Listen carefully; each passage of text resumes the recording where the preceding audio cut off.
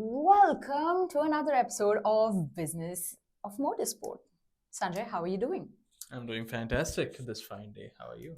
I'm actually doing much better after that Grand Prix, because the last two Grand Prix before that was a complete snowfest, Yeah, it was really mid, man. right? But we've got very interesting pieces to discuss this time. And as you know, as always, if the last episode hadn't made it very clear, the sport that we all love, motorsport, is actually a business 5 days a week and a sport 2 days a week. So now that we're through with the sport, let's get down to business.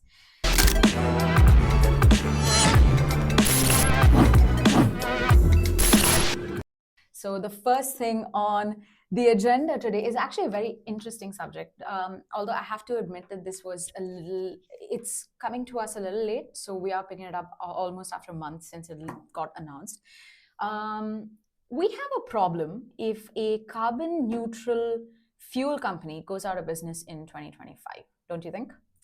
Oh yes, especially now, when everything is like moving to that shift towards greener energy. Mm-hmm. It would be really bad if that kind of thing happened this year. So I hope you don't have some bad news for me. Oh yeah, I have some very interesting news. I think we can like dissect it. If you do you remember P1 Fuels? Now Yes, that is the fuel company that we actually did a little bit of a deep piece of dive it, yeah. on. But that is the fuel company that Seb actually used during all of his show runs. He used to put carbon neutral fuel in them, very specifically P1 fuels. And P1 also used to supply fuels for WRC, for DTM, and for FIA World Karting. But recently, the last 1 month, they have been put under administration, which means that essentially the company Bankrupt. is, for the lack of better Like words, bankrupt. yeah. Right now, we've got a bit more of information, although we don't have the specifics of what made them go bankrupt. But I mean, the idea is very, very simple, right? You just don't have enough money because you've either burned too much money building the product, or you don't have too much demand for it. Exactly. Yeah. Right? So couple of things.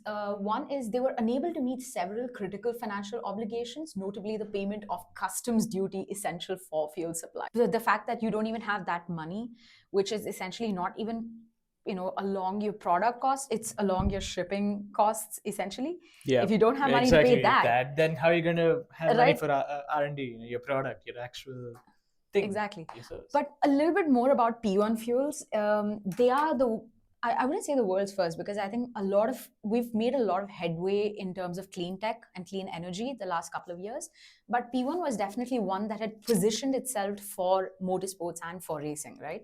So essentially, the fuel is produced from capturing CO2 from the air by special industrial processes, or through biomass by photosynthesis. So essentially what they were trying to do is form like this little circular thing where anything that's emitted goes back into the production of something that emits fuel again, or sorry, CO2 again, but it emits 80% less CO2. That is serious. Wow. Yep. They had some really cool tech going on behind that. It's a German company, but then had divisions in the UK as well, and they used to power a lot of companies, especially racing series. And these guys have pretty much been all around, right? Like they've supplied to what? I know they supplied to WRC. Yeah, they supplied to DTM and they supplied to World Karting, which means that with that particular solution gone now, the question really is, who's gonna take over the who's taking the crown? I'll tell you who's taking the crown. So WRC has gone back to Total Energies. FIA Karting, if I'm not wrong, has gone back to a Spanish fuel supplier. They're called Penta. Okay. They used to all these pretty well-known, fuel companies in the world. And DTM, I'm not very sure, but I know for a fact that there were a lot of conversations around Aramco being involved in this, especially for WRC, until Total Energies came in. But the question now really is, one is, in 2025, you as a clean tech energy cannot have enough runway to sustain operations anymore.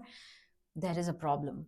And the second is the only solution to further, give the platform for companies like Aramco, who are legacy companies essentially who've existed for the past 50 or whatever 80 years or so.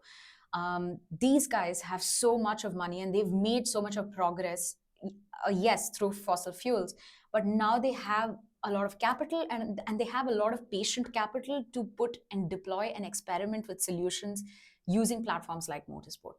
What do you think? Where are we heading towards?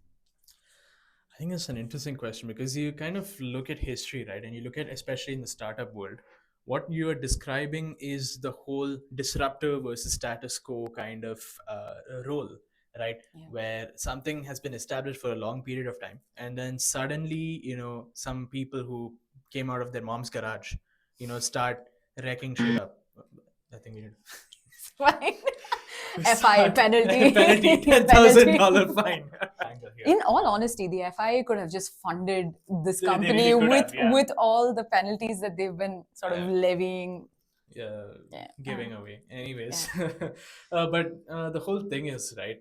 So you're kind of looking at a kind of interesting, almost role reversal here, right? Where you're kind of trying to say, okay, hey, establishment. So the guy that we tried to work with, the guy who said that they'd kill you, kind of messed up. So you got anything for us, Pretty much. And it's an interesting dynamic because when you're small and when you offer, the only way you can survive is if you offer a different enough perspective for your customers, a different enough offering to your customers that you can't get from someone like someone who's huge, because they're already invested in their own kind of supply chain, their own kind of product. They've invested so much into that it's infeasible to say that hey, do this guy's work, right? Or copy their product or use their product now or develop something similar like that, right? So, but considering it's Aramco and these guys have been working for the past decade diversifying their business, right? Probably more than that. Way more than that. Not just even in oil, on clean energy, right? And R&D for that. So logically, it makes sense. It makes perfect sense. I think Aramco has played the game really, really well, right?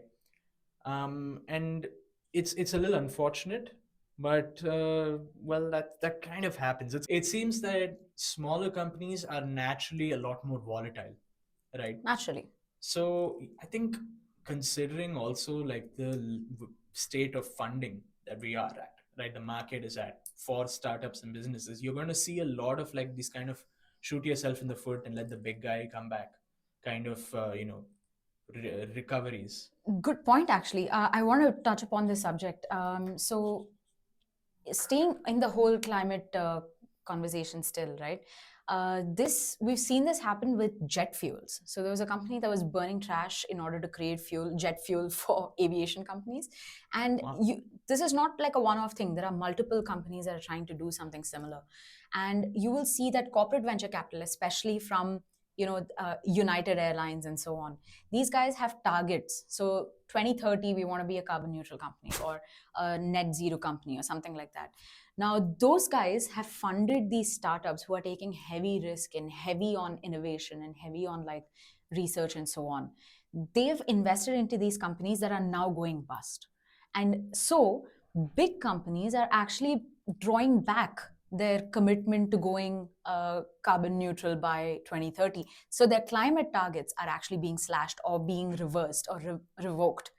So what you sort of risk now is that it's very easy to put in a target saying 2030. Yeah. And then it's even easier to say that, oh crap, oh, well, ain't guys, got no solution. well, Sorry. let's just call it a day. Yeah, we'll just revoke We'll put a it. pin on that. Sorry, guys. Yeah, we'll come back to you. So it's like, let's circle back to this 25 years from Hey, now. environment, we'll put a pin on that. Yeah. Let's So think about this later, that's something that's happening, but it is an interesting conversation. I'm still seeing how this sort of pans out for motorsport, for these climate targets that are set within these groups of motorsport. Yeah. But moving very swiftly on to the other topic, which is completely on the other side of things. Let's talk about the new Barilla sponsorship. F1 has got a pasta sponsor. I was about to say that. By the way, brilliant segue. What a way to get from burning garbage to fuel to pasta. Let's go. What? This is what you get on Business One. of Motorsport by the hairpin go only, guys. So, I mean, one fuels the car, one fuels humans, True. right? And one still exists, by the way. So, Barilla, by the way, Barilla is doing a good thing for itself. Now, I have a bit more on the deal. Barilla signs with F1, of course, but they will gain on and off track sponsorship rights, including trackside signages at races, and Barilla products to be sold at the F1 Paddock Club. Wait, so I have like a little bit of a clarification here. Are they gonna sell like the dried like boxes of pastas, or like they're gonna they're gonna cook it and like offer it? Obviously, cook it and No, offer because it. Okay, imagine a beacon comes to your paddock hospitality look, sitting right above Mercedes, and then you go give him, "Hi, sir, would you like a no, box of look, Barilla pasta look. for Fale number 5?" Oh, See, I'm asking this because I think like I'm used to this really bad way of sponsorship that's kind of done where you just show the product that's there, right? And slap a logo on it. yeah, just slap a logo on it and get away with it, right? So my immediate thing is, oh, they're just going to be like, you've seen that Max with the mobile one thing. It's just going to be like an Italian guy with like a box of vanilla, he's just like, buy a product. Kimi Antonelli. Give me with the box. That's actually what I thought by they're gonna sell products. I thought it was gonna be like a Tupperware kind of thing, where there's gonna be someone selling you boxes of pasta. You really compared Barilla's sponsorship deal to an MLM. Well done. Extremely successful MLM that unfortunately went under bankruptcy earlier last year. What are these? Okay, never mind. Coming back, but here's a fun fact about Barilla, though. Actually, the current vice president of Barilla, his name is Paolo Barilla, and he used to be a Formula One driver back in the 90s, and he's also a Le Mans winner. So I Talking actually about the pasta guy? yes, I'm talking about the pasta guy. Okay. So yes, it is natural for him to find an outlet through Formula One again. But one thing that I found interesting, why now was the right time for them to come in, even though this company's existed for the past, I don't know, 200 years or something, is because a lot of their production happens in North America. And guess which sport is heavily expanding into North America? Formula One? Oh, that one. Yes, that is the it's one. a lucky guess. Yeah. So they, in fact, used to sponsor Coco Gauff and a couple of other American athletes. So Wow, very interesting. Okay. yeah, I vaguely remember seeing Coco Gauff eating some pasta. And I'm like, what the hell is Barilla doing? Like, as an athlete, pasta should probably not be like one of the Yeah. few things. But I guess that's an interesting like alignment as well. I mean, yeah, go on. But one thing that what I like about this pasta deal especially is, and I think we operate in similar segments, so you can add in a little bit more about why, what your take is on this. But what I liked about it is reading the press conference, Paolo or somebody from the company actually drew a parallel between Barilla, the company, and Formula One, which is that pasta has existed for the past 200 years as pasta. It's undergone mechanization, it's undergone different ingredients to make pasta. You've got some, I don't know, some wheat pasta, vegan durum pasta, all sorts of pasta. Like the core of it remains the same. It is pasta. Yeah, exactly. Right? Yeah. And he compared it to Formula One, where it's undergone its own era changes. We've gone from the V12s to V10s to V8s to hybrids to all sorts of weird things. We've got ground effect to not ground effect to KERS to DRS. Like, we've got everything. But at the end of the day, Formula One's Formula One. It's a legacy. It is a sport that's built on very strong foundations. And so is Barilla, the pasta company. So I like it because it goes beyond just slapping a logo, which is what a lot of people, especially we come from a country where cricket is the biggest. It's gospel, right? Yeah. And I have seen ridiculous sponsorship deals made. See, this is like why I was talking about like the guy selling boxes of pasta. Like the official pipe partner of like an XYZ cricket team. I was like, what? What do you mean? Pipe so partner? Pipe. A kind of interesting, how do you say, like an interesting thread that kind of aligns companies together.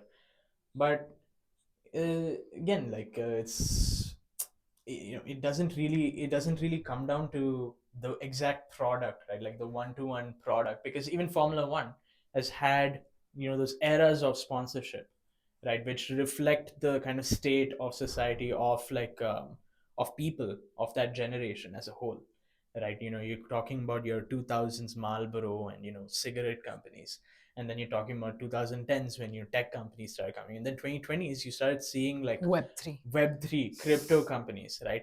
2025, now it's still evolving, but 2025 you're starting to see AI, data and analytics, those kind of companies come in, right? So it's very reflexive of the era.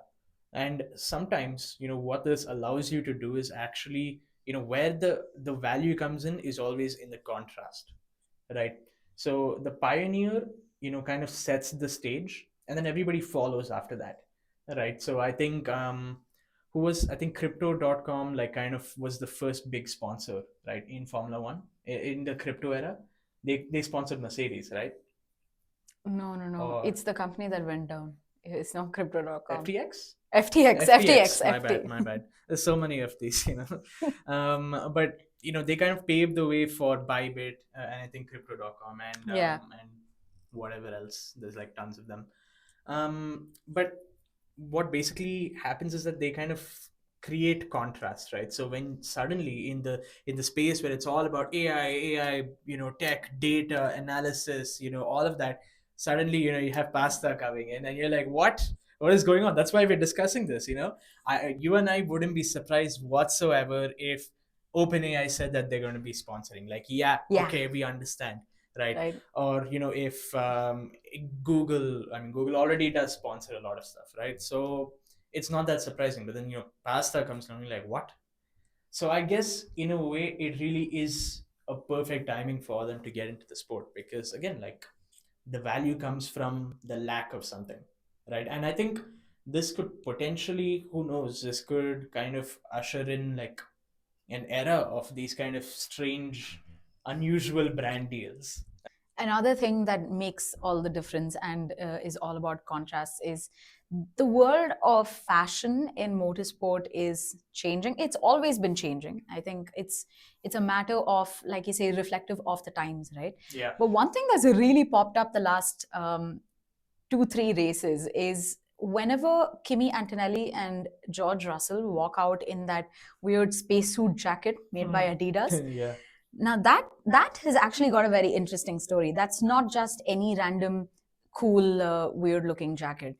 It is actually Adidas's Climber Cool jacket, and it consists of a cooling agent working in tandem with cooling fans and insulative materials. Now, a lot of you know that the cockpit during a race it hits between 50 and 60 degrees, and these guys lose up to something like 4 kilos of Five, about 4, 4 to 5 yeah, kilos of 4 5 just sweat alone. just sweat alone, right?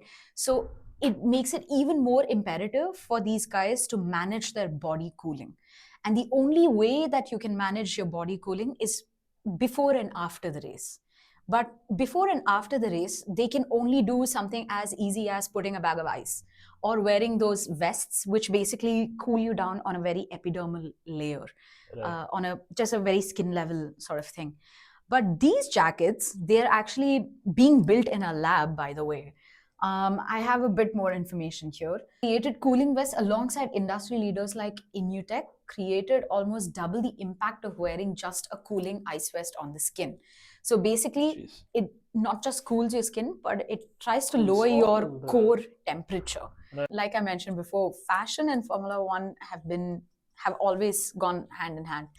I think now for newer fans, they'll probably relate fashion and Formula One with Lewis Hamilton, right?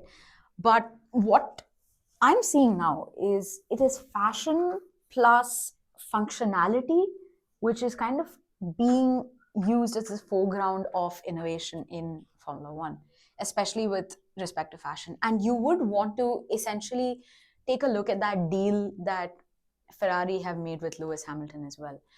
He also has an ability to influence Ferrari, the fashion line. And is this the kind of stuff that you will essentially start seeing? No, because that's Lewis Hamilton you're talking about. It is like Um, I mean, yeah, it really is. It comes down to Lewis because he's kind of bigger than the sport almost, right? Like you can, Literally, also, I if think just in terms of yeah, I followers as think well. if you took Lewis out of the sport, you would be losing more to the sport than Lewis losing to Formula One, right? Controversial opinion. You could say that that's the whole thing with Ferrari as well, right? He's just there for like the image of being in a red car, Yeah, and it is the team that you would go to retire in, honestly. As sure. like a champion, as like a as an accomplished person, because that's like, I mean, that's like a whole different thing. But again, it comes back to, I don't think so, because again, you need such an individual force, because fashion, especially, right? It's not like it is an individual expression. Thinking of espresso and I would love some. oh yeah, seriously. Did you know that Formula One had a coffee sponsor? Nescafe. No, no, it's some other sponsor. I don't know if they've extended their deal, but they did have it. Anyway, coming back to fashion. Sorry. Yes, sorry. It is such like it is such a personal kind of statement, right? And I don't know. I don't think you'll see something like that. Good point, but don't you think that we're moving towards functionality as a component? It could, but like, let's be honest. I think people just don't really care that much about hi-fi fashion just yet. There is definitely, and like, mark my words, it's going to become a really big market down the line, because especially with the way well, climate change. Yeah, fundamentally, the ecosystem of the planet is changing, Yeah. right? The one thing that hasn't really evolved much in the last 20 30 years is actually our clothes. More or less, it's made with cotton, it's made with a set number of materials, and it's very like generic, right? Like, it's an immediate picture. It's the one thing that hasn't really been reinvented yet, right? And there is like a whole subgenre of this kind of function and fashion, the intersection of those two, techwear, right? So, and honestly, now that I think about it, I think like Formula One is a fantastic place for that kind of an environment for techwear. It's like at the highest level of a testing ground, right? So it's a natural synergy there, and you're going to see, specifically in techwear, in kind of functional wear, you're going to see like something, you're going to see it popping up a lot, right? And especially you're saying this is done in collaboration with Adidas, Adidas. If you are British, it's Adidas. Adidas. If you're American, it's Adidas. So weird. But Adidas, you're seeing like this collaboration with these guys, right? So I think they sense that shift in the market. I think they sense that, especially in extreme climate kind of regions, right? Particularly in Southeast Asia. Oh yeah, It's yeah. This year is supposed to be, I think, I think the hottest. hottest year that's going to be experienced by Southeast Asia side, right? There's like a whole image of like the map of like Which is Asia. red. So like China and North Asia is like protected by the Himalayas, so it's just completely green. They get that Himalayas wind, but then all that wind is blocked by the Himalayas on our side, so it's all red on us. So you're going to Yeah. start seeing like, you know, actually techwear is probably like a really really Good space. incredible space to get into, especially like thermal protective wear, right? Yeah. You're gonna see a lot of that. But anyway, on that bombshell of climate change, something that we started off Very from the awesome. beginning of the podcast Very awesome. is, mean- but this is an interesting conversation. And as ever, please like, share, subscribe, go like our Instagram, go follow us on Instagram, follow Asian Motorsport, follow our curated content through Asian Motorsport, and we'll see you at the next one.